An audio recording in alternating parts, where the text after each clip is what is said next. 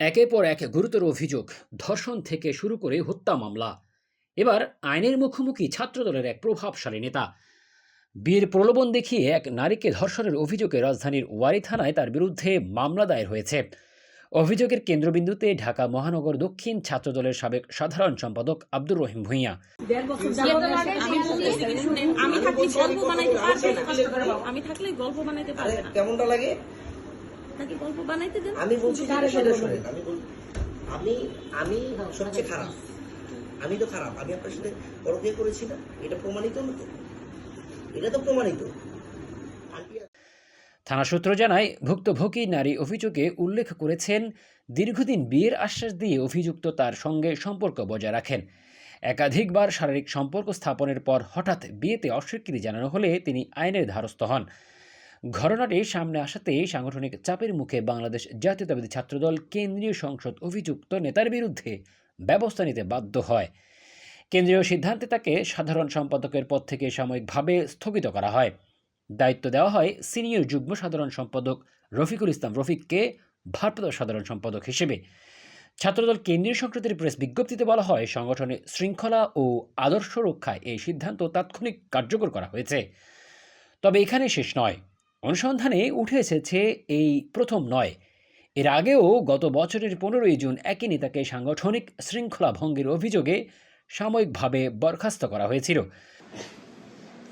সম্মানিত, আমি আব্দুর রহিম ভূঁইয়া, ঢাকা মহানগর দক্ষিণের সেক্রেটারি। 2023 সালে মামলার কারণে কুষ্টিয়াতে আপনাদের বাসায় ছিলাম, আপনাদের বাসভবনে ছিলাম, কিন্তু চারিদিক বৈশিষ্ট্য খারাপ হওয়ার কারণে আমি আপনার ভাইয়ের অনুপস্থিতিতে আপনার বউয়ের সাথে আমার একটা সম্পর্ক তৈরি হয়।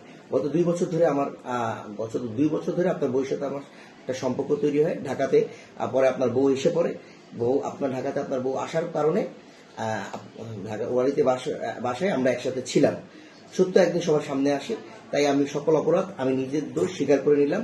তবু ভাই রাজনীতি করছি, এটা আমার একটা মতামত আপনার কাছে। রাজনীতি করছি, আপনি 1.5 বছর ধরে একসাথে পরক্রিয়া করেছেন, একই বাসায় ছিলেন, এগুলো ক্লিয়ার করুন। খারাপ ভাই, স্বীকার করে এটা ক্লিয়ার করেন, এটা উচ্চারণ করেন। আমি সর্বোচ্চ খারাপ, আমি 1.5 বছর ধরে ছিলাম, আমি সর্বোচ্চ খারাপ আপনার কাছে স্বীকার করছি ভাই, আপনার কাছে স্বীকার করছি।